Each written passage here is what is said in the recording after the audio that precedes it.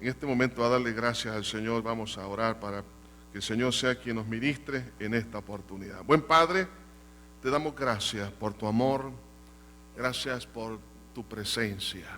Te pido una vez más, Señor, que tu nombre sea glorificado. Bendice tu nombre en medio de los tiempos, en cada vida, cada corazón. Señor, aquí estamos para alabarte y bendecirte. Permítenos, Señor, en esta hora poder comunicar el mensaje de tu palabra. Ayúdame, Señor, a poderlo hacer. Sé tú, mi Dios, haciendo esta obra a través de tu palabra y tu Espíritu Santo. En Cristo Jesús.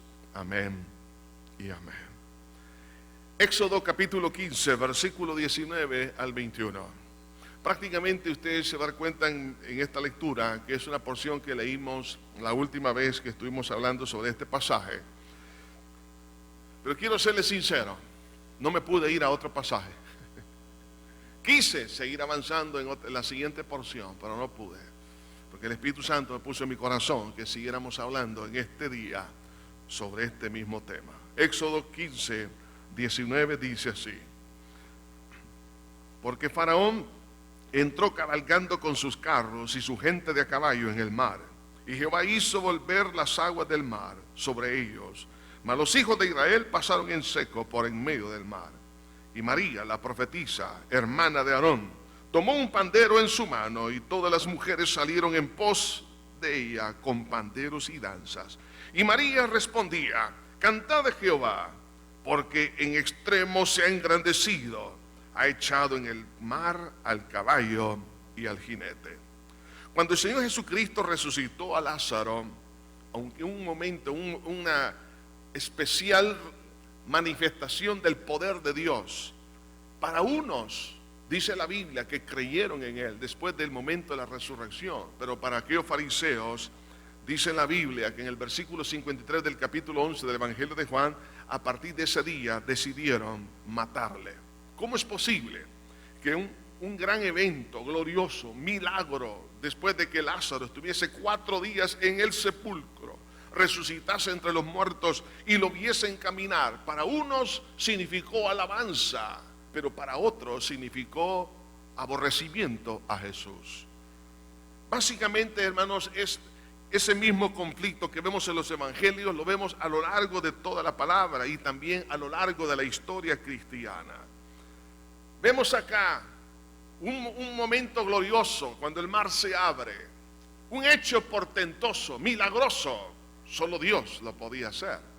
Sin embargo, para el pueblo hebreo significó alabanza. Vemos ahí a María tomando un pandero, pero para los egipcios fue aborrecimiento, a pesar de que ellos sabían que eso era algo sobrenatural, porque eran muros de agua, dice la Biblia, que estaban ahí. Entonces ellos entran, pero la actitud de ellos no era tanto aborrecer o destruir al pueblo hebreo, sino básicamente ir en contra de Dios.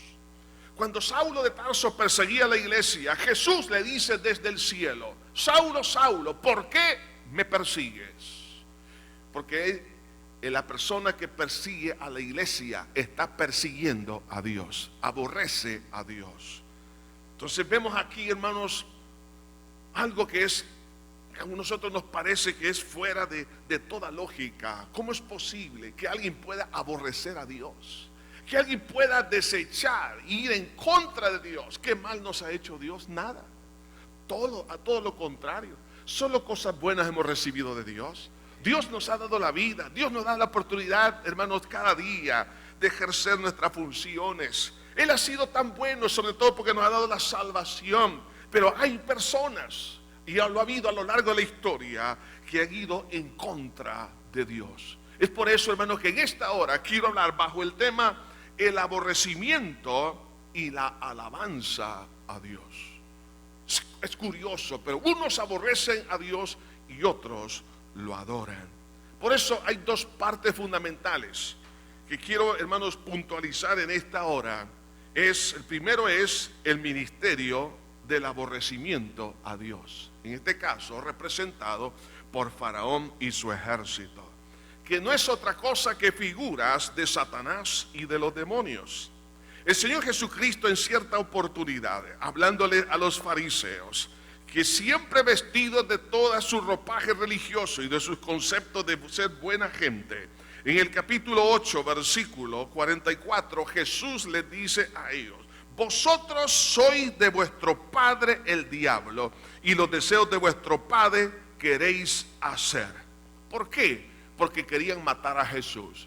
Entonces, Satanás siempre ha querido destruir la imagen de Dios, ha querido destruir la obra de Dios. Y ahora Jesús le dice acá: vosotros sois de vuestro padre el diablo, porque los deseos de él queréis hacer. Entonces, nosotros debemos de entender que hoy en día también existe un ataque sobre la vida de la iglesia, sobre cada cristiano. Por eso el apóstol Pedro, escribiendo en su primera epístola, en el capítulo 5, versículo 8, nos dice que debemos de estar alertas, porque existe este tipo de ataque. Dice la Biblia: sed sobrios y velad, porque vuestro adversario el diablo, como león rugiente, anda alrededor buscando a quien devorar. Entonces tenemos un adversario, como sucedió en el tiempo de Moisés, cuando cruzan el Mar Rojo. Hoy en día también, hermanos, Satanás y los demonios quieren realmente destruir todo lo que es la imagen, la esencia, la gloria. Quieren opacar la esencia de Dios, pero eso es imposible. Quieren destruir la obra de Dios. Ahora surge una pregunta: ¿por qué? ¿Por qué lo quieren hacer? Podemos hablar de varias razones. Una de ellas, por envidia. Hermanos, Satanás siempre quiso ser igual a Dios. Y eso fue lo que lo llevó a ser destronado del cielo. Entonces vemos en el momento que Jesús fue tentado allá en el desierto, cuando él estaba en ayuno y en oración, viene Satanás y le dice: mira todos los reinos, a mí me ha sido entregado todas estas cosas, y a quien quiero la doy. Y si tú postrado me adorares, ¿qué es lo que estaba pidiendo Satanás? Ser el primero, y Jesús que sea el segundo, o Dios el segundo. Si postrado me adorares, te lo entregó todo. Y Jesús le dijo: apártate de mí, Satanás, porque al Señor tu Dios adorarás y a Él solo servirás. Entonces vemos que, hermanos, ¿por qué Satanás va en contra de Dios, aborrece a Dios y aborrece la obra de Dios? Es por pura envidia que hay en su vida. No solo eso, sino por orgullo y aborrecimiento por su propio fracaso. Porque todo su ideal, todos sus proyectos se le vinieron al suelo. Él pensó que llegaría a ser el Dios Todopoderoso.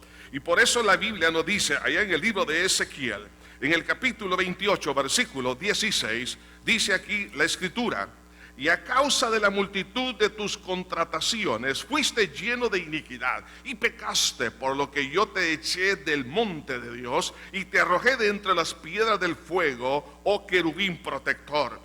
Se enalteció tu corazón a causa de tu hermosura, corrompiste tu sabiduría a causa de tu esplendor. Yo te arrojé por tierra, delante de los reyes te pondré para que miren en ti. Entonces vemos acá que fue la soberbia, la prepotencia, la que llevó al desastre a este querubín protector. Entonces, ¿por qué Satanás ataca a Dios? Siempre está atacando a Dios y ataca la obra de Dios. Es porque, hermanos, siempre hay un aborrecimiento por su propio fracaso. Porque él pensó que las cosas le iban a ir bien, pero fue lo contrario, fue destituido, fue arrojado a la tierra. Por eso el apóstol Pablo, cuando escribe a Timoteo, en el capítulo 3, en el versículo 6, dice, hablando de el cuidado, de no dar privilegios a una persona inexperta o neófito, dice: no un neófito, no sea que envaneciéndose caiga en la condenación del diablo. Uno de los grandes riesgos que existe en el ser humano es la vanagloria. Porque la vanagloria es lo que lo llevó a Satanás a ser derribado. Y dice acá: no a un neófito, no sea que envaneciéndose caiga en la condenación del diablo. Es decir, caiga en el mismo error de Satanás. Entonces vemos que el orgullo, el aborrecimiento, hermanos, que hay en él, sencillamente es porque él fracasó en sus proyectos. Y no puede ver el éxito de Dios y el éxito del pueblo de Dios. Otra razón es porque aborrece la imagen de Dios en el hombre. ¿Por qué Satanás se ensaña tanto con el hombre? Destruir a toda la humanidad. ¿Por qué de las guerras? ¿Por qué de las enfermedades? ¿Por qué de tanta destrucción y maldad?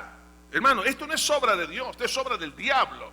Porque Satanás aborrece lo que la Biblia dice en Génesis capítulo 1, que Dios nos creó conforme a su imagen y a su semejanza. Y como él perdió la imagen y la semejanza, y todos los demonios también, que antes fueron ángeles, pero ahora fueron destituidos, perdieron eso. Entonces el ser humano, hermano, tiene esa bendición de ser a imagen y semejanza de Dios.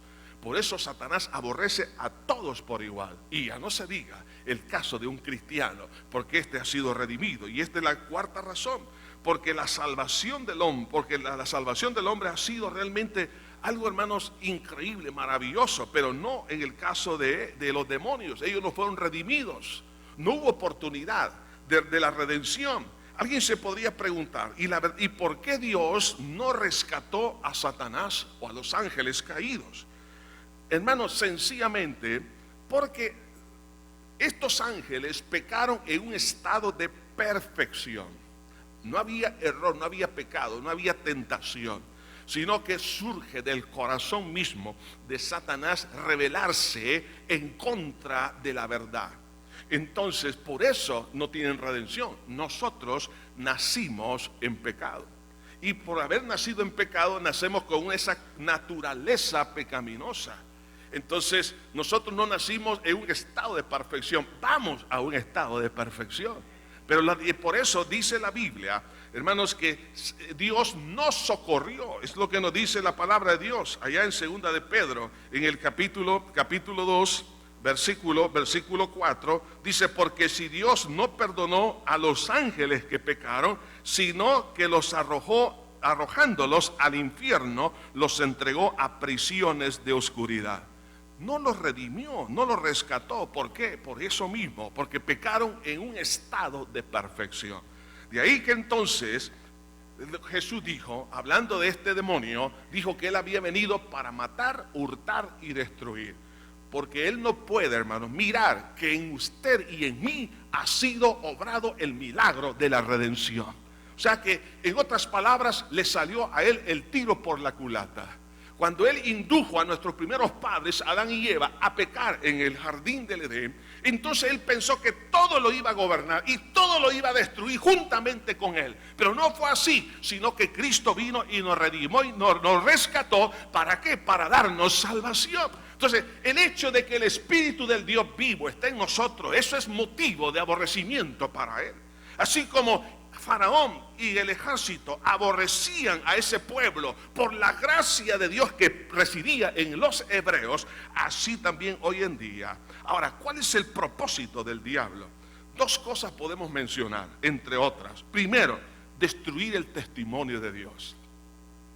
Satanás quiere destruir el testimonio de que Dios es el creador. Cuando se manifiestan todas las maravillas y milagros en Egipto, ahí que es lo que está diciendo, Dios Jehová es el único soberano y no hay otro.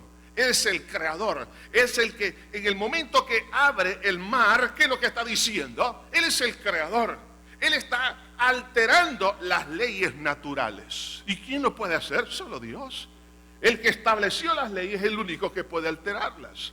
Entonces, el hecho de que el mar haya sido dividido y haya muros, como dice la Biblia, de agua, paredes de agua, y que no se unían hasta que el pueblo hebreo había cruzado, eso solo Dios. Entonces era evidente que Dios se estaba revelando como el creador, como el salvador, porque lo estaba rescatando de la garra de Faraón, y el Señor de la tierra, y que no hay nadie que tenga tal autoridad.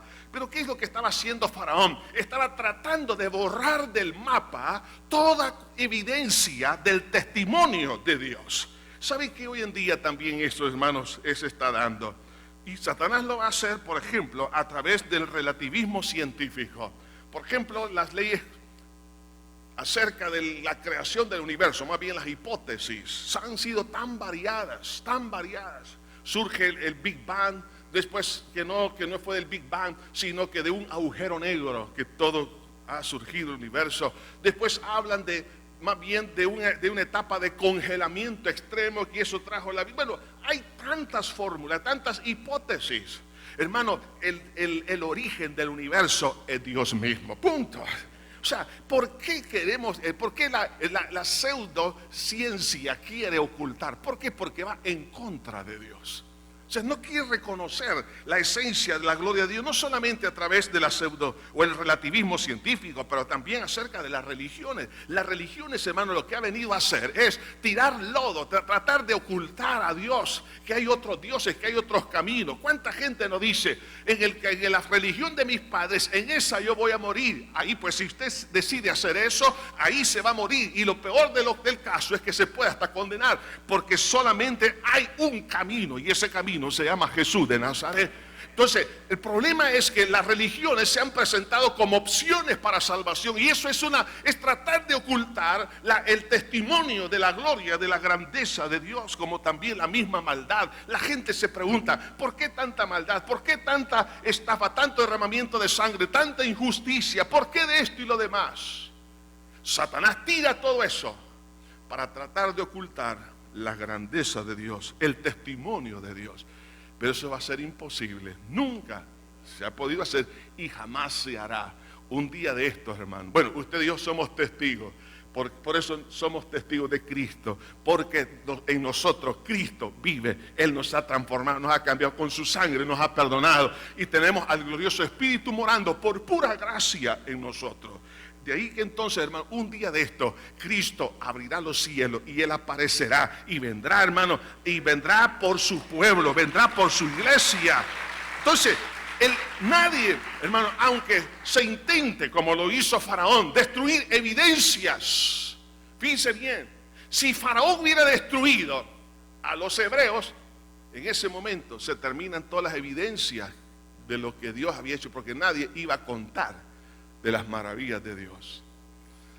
Cuando Satanás lo ataca a usted, no lo está atacando solamente a usted, está atacando a Dios. Por eso Jesús dijo, no es contra ustedes, es contra mí que lo están haciendo. De ahí que quiere destruir entonces no solamente el testimonio de Dios, sino destruir a los testigos de Dios. En el caso de la iglesia, vemos las persecuciones. El primero de ellos fue Esteban, uno de los diáconos en la iglesia de Jerusalén. Vemos las persecuciones que han habido a lo largo de la historia. Porque el enemigo lo que quiere es desviar el propósito del hombre. También lo quiere hacer a través de la falsa doctrina y de la apostasía. Eso hay que tener mucho cuidado. Porque algunas veces la iglesia, y es correcto que hay que cuidarse de muchos pecados, de todos, más bien de todos los pecados. Pero hay algunos pecados que parecen no son tan horribles y a lo mejor no se miran ni como pecado. Pero hermano, es sumamente destructivo. En la segunda epístola de Pedro, capítulo 2, versículo 1 al versículo 3. Aquí habla, hermano, de uno de los pecados que puede destruir desde adentro la evidencia del testimonio de la iglesia acerca de Cristo.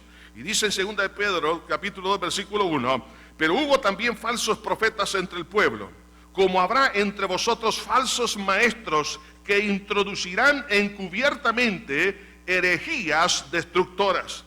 Y aún negarán al Señor que los rescató, atrayendo sobre sí mismo destrucción repentina. Falsos maestros, introduciendo, ¿qué cosa? Herejías, encubiertamente herejías destructoras. Es decir, a través de predicaciones, a través de enseñanzas bíblicas, a través de seminarios, a través de literatura cristiana, encubiertamente van a meter la herejía. ¿Con qué objetivo? Para, hermanos, ir en contra de Dios. En otras palabras, en lugar de escapar, nosotros vamos a ir a favor de Faraón y de su ejército. Entonces, pero eso es lo que dice acá, y aún negarán al Señor que los rescató. Aquí estamos viendo el pecado de la apostasía, porque estamos hablando de personas salvas, pero las herejías al entrar en su corazón, entonces lo que los va a llevar es a caer en la apostasía, dice, atrayendo sobre sí mismo destrucción repentina. Entonces, por eso, hermano, oiga esto, el cristiano que caiga en apostasía, su salvación la puede perder, o más bien la pierde. Por eso es fundamental que estemos atentos a ello, porque el enemigo hoy en día va a tirar, no un río, muchas veces como en otros países de persecución, pero va a meter herejías para destruir desde adentro, un caballo de Troya. Entonces, lo que vemos aquí, hermanos, que Satanás hace todas estas cosas, por lo menos a través de dos formas. Uno es por el antagonismo de la soberbia contra la humildad. ¿Qué es lo que está representando acá Faraón? Está representando soberbia. ¿Por qué, hermano? ¿Por qué se metió Faraón y su ejército persiguiendo a los israelitas? Hermanos, viendo maravilla, habiendo tenido por casi, hermano, por un año aproximadamente el testimonio del poder de Dios en Egipto, y ver ese maravilla, el mar abierto, y aún así ir en contra de Dios, eso es pura prepotencia, pura soberbia. El pueblo hebreo estaba representando la humildad, porque ellos estaban reconociendo que no podían hacer ellos nada si no es por la mano misericordiosa de Dios. Pero vemos aquí al ejército de Faraón persiguiéndolo, representando la soberbia. Una de las cosas que debe tener mucho cuidado, debemos tener mucho cuidado, es, hermanos, en cuanto a la prepotencia, en cuanto a la soberbia. Porque esos son los elementos que el enemigo va a ocupar para que nosotros, en lugar de recoger, como dijo Jesús, podamos desparramar. La Biblia dice en el libro de Proverbios, en el capítulo 27, en versículo 2 y versículo 21. La Biblia nos exhorta acerca de uno de los pecados que muchas veces nosotros no queremos ponerle atención. Dice el versículo 2, alábete el extraño y no tu propia boca, el ajeno y no los labios tuyos. Yo les hago una pregunta. Hágase un autoanálisis. ¿Cuándo fue la última vez que usted se estaba echando flores, alabándose de sus logros, de su conocimiento, de sus obras, de su vida, de esto y lo demás? Cuidado, porque la prepotencia, la soberbia es la raíz de volverse antagónico a las cosas de Dios. Alábete, dice, el extraño y no tu propia boca, el ajeno y no los labios tuyos. Entonces, si nosotros estamos cayendo en uno de los pecados que muchas veces no lo queremos reconocer, eso es sumamente peligroso.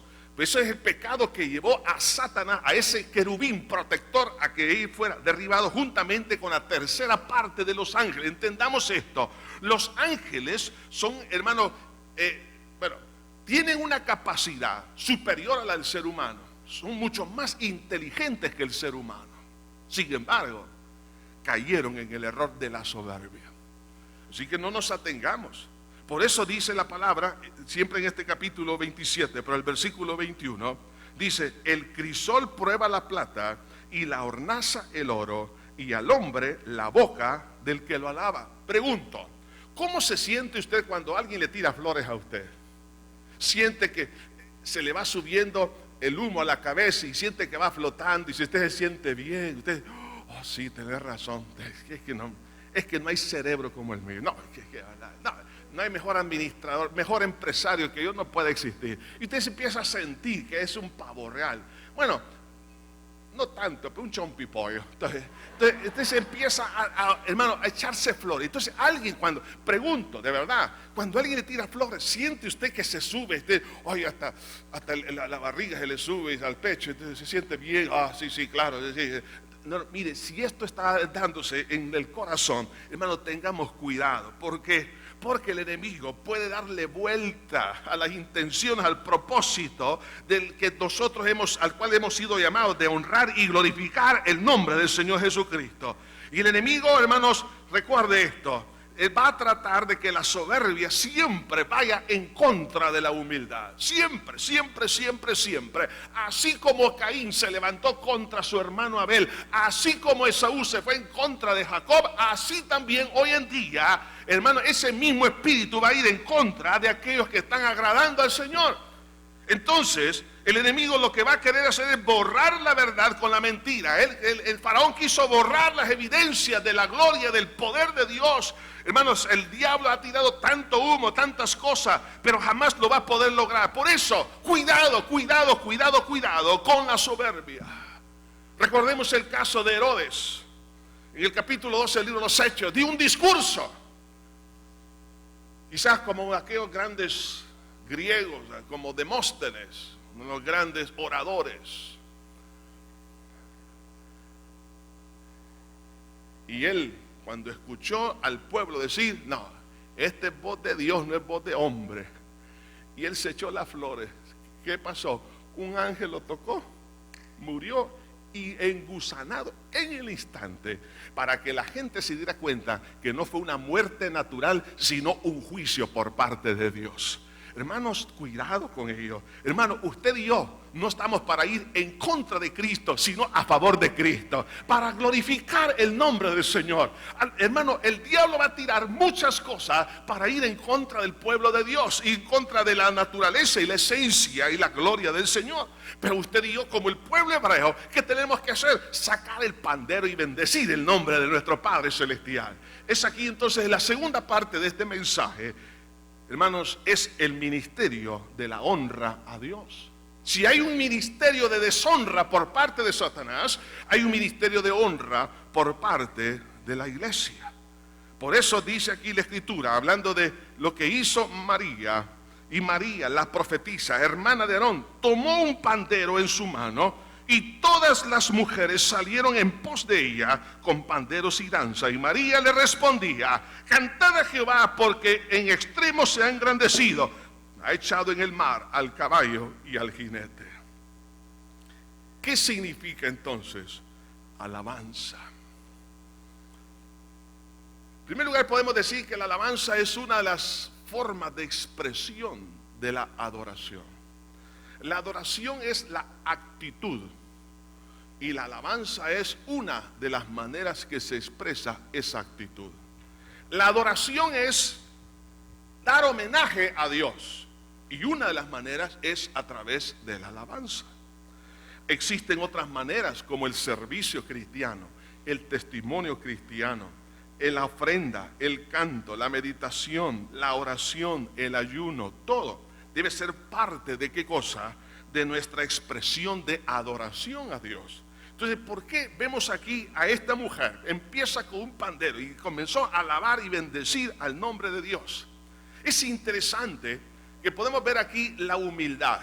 La humildad representada a través de la alabanza. Fíjense bien, hermano.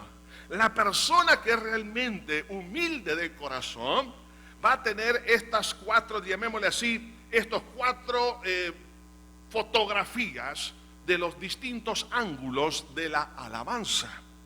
Hay cuatro palabras hebreas que se traducen como alabanza, y esto nos va a dar, hermanos, una mejor perspectiva de lo que significa. En primer lugar, una de esas palabras significa enaltecer. O sea, el momento que estamos alabando a Dios, no nos estamos enalteciendo a nosotros mismos, sino al que lo merece. De hecho, estamos hablando de una celebración para poder enaltecer, en este caso, a Dios. Es interesante, hermanos, que lo que está haciendo aquí es reconocer las virtudes, en este caso, del Señor. Por eso que vemos la palabra salmos. El libro de los salmos, la palabra salmo significa alabanza. Y entre el 113 al 118 se conocen como los salmos de Alel. Estos salmos se celebran o se cantan especialmente el día de la Pascua, porque en esos salmos se recuerda del poder liberador de Dios del pueblo hebreo en Egipto. Y entonces ellos cantan. Por eso Cristo, cuando celebró la cena, la última cena, dice, y cantaron el himno. ¿Cuál es himno? Los himnos del Salmo 113 al 118, porque era lo que ellos hacían hasta el día de ahora. De ahí es donde proviene la palabra aleluya.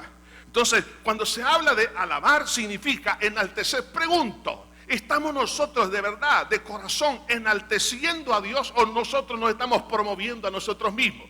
Segunda palabra es la que significa dar gracias. O sea, la humildad se expresa no solamente en enaltecer a Dios, sino en reconocer que lo que soy y lo que tengo lo he recibido de Dios, y lo menos que podemos decir, gracias, Señor. Cuando alguien da gracias a Dios, lo hace porque hay humildad. En la tercera palabra es gloria. Entonces, en otras palabras, es una canción de loor, pero que va honrando a Dios, dándole gloria a Dios, no la gloria al hombre. La cuarta palabra es merecimiento. O sea, Si la persona que es humilde de corazón reconoce que el merecimiento lo tiene Dios y que yo soy beneficiario por pura gracia, nos sacamos, hermanos, la más grande de todas las bendiciones. ¿Por qué? Porque por gracia somos salvos. Entonces, cuando se unen, fíjense bien, el enaltecer a Dios, el darle gracia, el darle la gloria y el merecimiento a Dios. Entonces ahí se combinan en estas 4 palabras la verdadera actitud de humildad. Y entonces, en ese ambiente de humildad, ¿qué es lo que pasa? Vemos, hermanos, que sucede una de las cosas más interesantes en el mundo espiritual. Hermanos, oiga esto: Dios es omnipresente y Él está en todo lugar, en todo el universo. No hay lugar donde Dios no haga acto de presencia. Pero esa omnisciencia no se puede manifestar en donde hay prepotencia, pero sí donde hay humildad. ¿Por qué? Porque Él es humilde. Lo contrario del diablo. Satanás es prepotente y él nunca ha creado ni siquiera una mosca. Y Dios creó todas las cosas y es humilde de corazón. ¿Por qué? Él lo dijo: aprended de mí que soy manso y humilde de corazón. ¿Por qué? Porque dice la Biblia en Juan 1:1, en el principio era el verbo y el verbo era con Dios y el verbo era Dios. Y todas las cosas por Él fueron creadas y sin Él nada de lo que ha sido creado fue hecho. Y el Señor tan sencillo viene a nacer en un pesebre, no en una cuna de marfil y de oro, no en un hotel de 5 estrellas, en el establo. ¿Cuántos de los que están aquí hubieran preferido nacer en un establo? Dice: ay, yo no, hermano, porque mi apellido no me lo permite. Ay, Señor. Y el que hizo los cielos y la tierra, ahí estaba rodeado, me imagino, de burros, de cabras, de ovejas y de todo lo demás, pero estaba la gloria de Dios ahí. Entonces vemos la sencillez, el corazón de Dios. Entonces por eso, mire, Dios es tan humilde Dios, que Él viene a vivir a este pesebre también. El suyo también es pesebre, hermano. Y los pesebres no tienen buen olor. Los pesebres tienen garrapatas y pulgas y todo lo demás. Pero aquí Cristo vino a nacer a mi corazón. ¿No le da gracias a Dios por eso? Él es tan sencillo y humilde. Entonces, cuando hay, fíjense bien, se une estas dos esencias de esta naturaleza, de la naturaleza de humildad de Dios y la de su pueblo, entonces se cumple lo que dice la Biblia en el libro de los Salmos, en el capítulo 22, versículo 3. Dice la Escritura: pero tú eres santo, tú que habitas entre las alabanzas de Israel. Fíjese bien, ¿dónde es que Dios habita?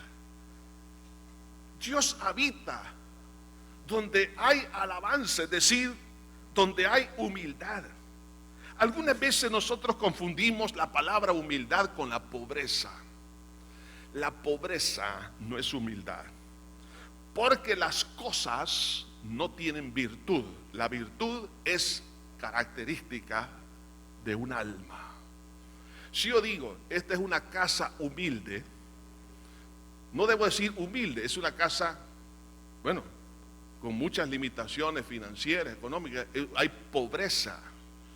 Entonces algunas veces decimos, a los pobres decimos que son humildes, pero no, hay pobres que son soberbios.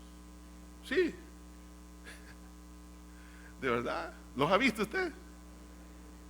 Nosotros mismos somos, hermanos.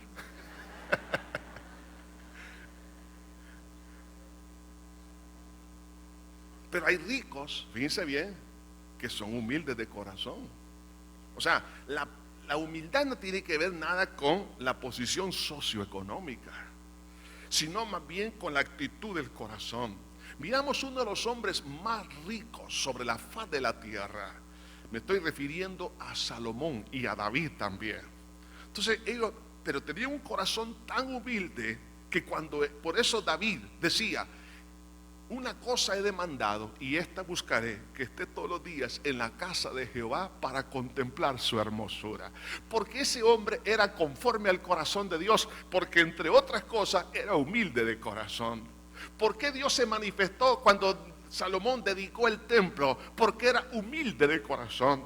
Tenía tanta riqueza, pero a él no le importaba. ¿Qué es lo que primero él edificó? Edificó el templo, no edificó su casa.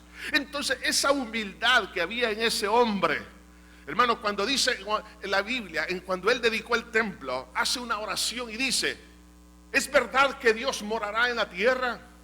He aquí que los cielos de los cielos no te pueden contener, cuanto menos esta casa que yo he edificado. Con todo, tú atenderás a la oración que tu siervo haga en este día. ¿Y qué pasó? La gloria de Dios cayó. Los sacerdotes no pudieron ministrar. La presencia de Dios era tan poderosa que tomó control de aquello. Y eso es lo que quiero decir, hermano.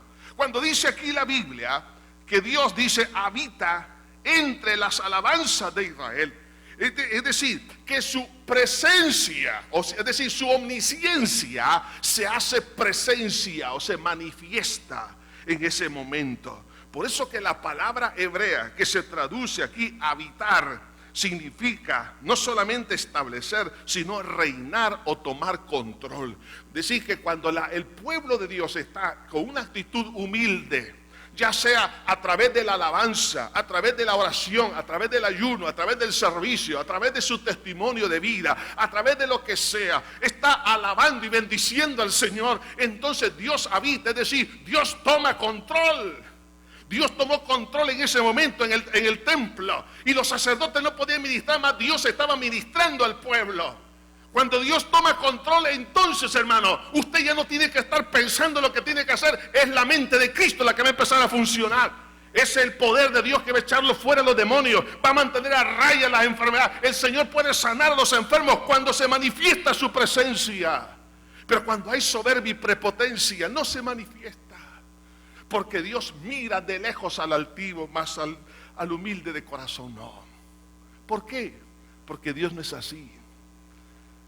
Entonces una persona prepotente lo que hace es atrae a los demonios. Por eso, hermanos, debemos tener mucho cuidado. Mucho cuidado. Que pidamos al Señor que Él tome el control cuando hay ese espíritu de adoración y de alabanza a Él. Por eso la Escritura en el Salmo 50, en el versículo 14, dice la Escritura: sacrifica a Dios alabanza. ¿Qué significa esto? Hermano, sacrificar es darle la gloria a Dios. ¿Por qué? Porque hoy en día la mayoría quiere que la gloria se la lleve Él o darle la gloria a nosotros, a los demás. Darle el reconocimiento. Hermanos, uno es el que siembra, otro es el que riega, pero Dios es el que da el crecimiento, dice la Biblia. Entonces la iglesia ha sido llamada para sacrificar alabanza, pero a Dios. ¿Y saben por qué, hermanos? Porque Dios toma control. Fíjense lo que dice: y paga tus votos al Altísimo, e invócame en el día de la angustia, te libraré y tú me honrarás. Cuando alguien está sacrificando alabanza, Dios está, hermanos, liberando a la persona de la angustia. ¿Cómo puede usted salir de un estado emocional, hermanos, de depresión profunda? Cuando usted empieza a bendecir y a alabar el nombre de Dios, Dios, hermano, lo va a librar y lo va a honrar también. Pero dice: pero al malo dijo Dios: ¿qué tienes tú que hablar de mis leyes y que tomar mi pacto en tu boca? Pues tú, dice, aborreces la corrección. Es decir, me aborreces a mí porque aborreces lo que yo te digo que hagas, y echas a tu espalda mis palabras. Eso es prepotencia. Entonces la prepotencia no abre los espacios, pero sí los abre la humildad y la sencillez. Y es que es tan fácil, hermano, el poder reconocer que Él es el único que debe ser enaltecido, no el hombre. A quien debo darle gracias para siempre es el Señor. Y a Él la gloria, y Él es el que merece todas las cosas, porque de Él son y por Él y para Él han sido creadas las cosas. Él nos ha redimido con su sangre. Entonces, ¿qué pasa? Cuando entramos en este proceso de alabanza, entonces Dios empieza a decir: hijo, no te preocupes, ahora yo estoy tomando el timón, la rienda de tu vida. Déjame, yo me encargo. Eso es lo que pasó con Josafat. La ciudad de Jerusalén estaba sitiada. Y Josafat, por mandato de Dios, hizo una cosa: sacar a los músicos, fíjense, a la guerra. Músicos, no soldados. Y empezaron a adorar a Dios, a alabar a Dios, y empezaron a cantar. ¿Qué pasó? Dios mandó un ángel para destruir a sus enemigos. Y cuando ellos fueron a ver a sus enemigos, todos estaban muertos. Cuando usted alaba y bendice el nombre de Dios, su presencia va a pelear su batalla. Su presencia, hermano, va a romper las obras del diablo. Su presencia va a quebrar las cadenas del infierno y del pecado y de la carne.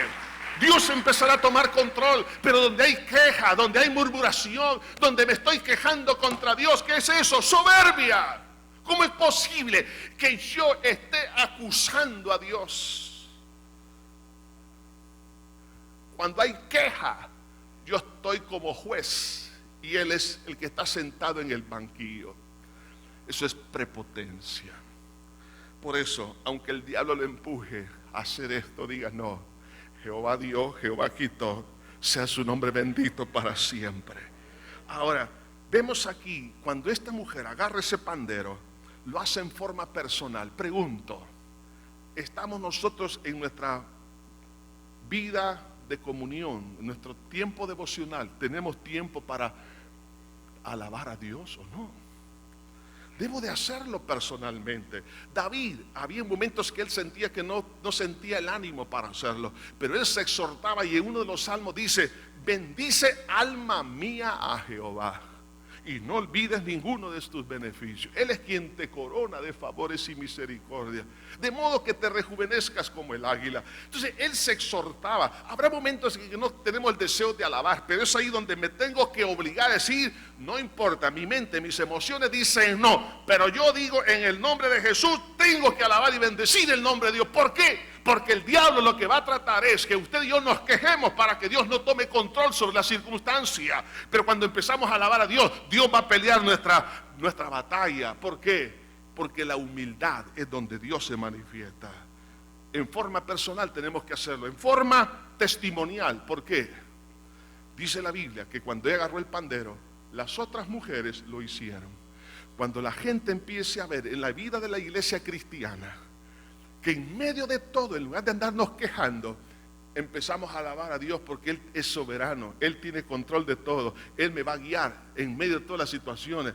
¿Qué va a pasar? Dios va a tomar, hermanos, esa alabanza, ese testimonio, para que otros la imiten. Ella no le dijo: saquen sus panderos. No, fue el testimonio de una vida humilde la que inspiró a las demás. Y en tercer lugar, en forma congregacional. Y ella decía, y María le respondía: cantad a Jehová, porque en extremo se ha engrandecido, ha echado en el mar al caballo y al jinete. Entonces ahora viene todo el cuerpo de Cristo adorando y bendiciendo el nombre del Señor. Entonces, ¿qué pasa, hermano? Si nosotros entramos en un proceso de alabanza personal, agarro mi propio pandero, yo solo en mi casa, o ahí en el mar, o en la montaña, o en la finca, donde usted quiera, usted está solo ahí adorando y bendiciendo el nombre de Dios. Otros lo van a ver. Eso es lo que pasó con Jesús. Cuando los discípulos vieron a Jesús hacer eso, que se iba solo al monte a orar, le dijeron los discípulos: enséñanos a orar. Porque se inspiraron en la vida de Cristo y Jesús les enseñó, y ahí es donde le da el Padre Nuestro para darles una guía de cómo se tiene que orar. Vemos que ahora después la iglesia empieza a orar. En el libro de los Hechos capítulo, a la hora de la oración se reunía la congregación. Hermanos, si nosotros entramos a nivel personal, otros van a venir, la familia va a venir, los amigos van a venir, los testimonios gloriosos de la gloria de Cristo, porque donde está Cristo, ahí hay libertad, ahí hay poder, y donde Cristo está, hermano, hace que los demonios, hermanos, se mantengan a raya. De ahí que entonces la pregunta que tengo es: ¿de qué parte estamos? ¿De los que persiguen, o estamos de los que estamos al lado de Dios? La soberbia nos puede llevar a hacer algo que va a ir en contra de Dios, y entre esas cosas es levantar herejías aún dentro de la iglesia. Por eso Jesús dijo: el que conmigo no recoge, desparrama. Hermanos, cuidémonos. El corazón es engañoso más que cualquier cosa. Aquí adentro, ¿de dónde surge el pecado en Satanás? Adentro. No fue un problema externo. Cuidémonos. Sobre toda cosa guardada, dice la Biblia, guarda tu corazón porque de él mana la vida. Que en este día, hermanos, le demos un golpe mortal a la soberbia en nosotros. Y que podamos bendecir el nombre del Señor, reconocer su grandeza y vivir para la gloria y la honra de Él. Si nosotros lo hacemos, Él se va a encargar de los detalles de nuestra vida. Hoy, al celebrar la Santa Cena, oiga esto, lo que Jesús hizo. Después que compartió la cena, de hecho, oiga bien esto, la palabra griega es Eucaristía, que significa acción de gracias. Cantaron el himno después de haber cenado. ¿Por qué? Cuando celebramos la Santa Cena, estamos dándole gloria, alabanza, porque Él nos sacó de Egipto, nos hizo pasar por la muerte, pero salimos con vida a través del sacrificio y la resurrección de Cristo. Por lo tanto, es motivo de celebración. Por eso es una acción de gracia. Al participar de estos elementos, ¿qué vamos a hacer? Vamos a darle gracias al Señor. ¿Sí o no, hermanos? Vamos a decirle, Señor, gracias, porque es una señal, Señor, del testimonio de lo que tú has hecho en mi vida, y por eso lo participo con acción de gracias. Por eso la Santa Cena tiene que participar aquellos que han pasado por el Mar Rojo y han salido al otro lado, es decir, los que han recibido a Jesucristo como su único y suficiente Salvador y han sido bautizados en agua. Entonces, ¿qué vamos a hacer? Vamos a darle gracias al Señor. Padre, ante ti estamos en este día, bendiciéndote. Te pedimos, Señor, una vez más, que tus misericordias se manifiesten. Perdónanos, Padre, perdónanos por toda prepotencia, toda soberbia, toda vanagloria, vanidad. Nos arrepentimos, Señor, que en lugar de recoger desparramamos. Señor, no queremos ir en contra de ti nunca. Perdónanos Señor, haberlo hecho. Pero estamos aquí, Señor, para decirte gracias. Aquí está nuestra alma, nuestra mente, nuestro corazón. Nos rendimos a ti, Jesús. Perdónanos más y más. Perdónanos, papito. Límpianos más y más en tu sangre. Límpianos con esa sangre que derramaste en la cruz del Calvario, Señor. Padre, en este día, haz tu obra. Mientras están orando, quiero hacer una pregunta. No solo a los que están acá, pero a todos los que nos escuchan. Ahí donde está, usted necesita que Dios lo perdone, lo limpie de todo pecado y le dé la esperanza de la vida eterna. Necesita usted dos cosas: pedirle perdón a Dios y por la fe en su sangre recibir el perdón. ¿Está dispuesto a hacerlo? Ahí donde está, diga esta oración conmigo en voz alta. Padre eterno que estás en los cielos, me arrepiento de todos mis pecados con los cuales te he ofendido. Límpiame, Señor, con esa sangre preciosa que tú derramaste. Reconozco que soy pecador. Perdóname, perdóname por haberte aborrecido a través del pecado. Perdóname. Pero creo en el poder de tu muerte y de tu sangre para el perdón de toda culpabilidad. Creo que resucitaste para mi justificación. Te abro mi corazón y te recibo como mi Salvador y Señor en este día. Gracias, Señor. Vamos a participar de los elementos de la cena del Señor. Mientras adoramos al Señor,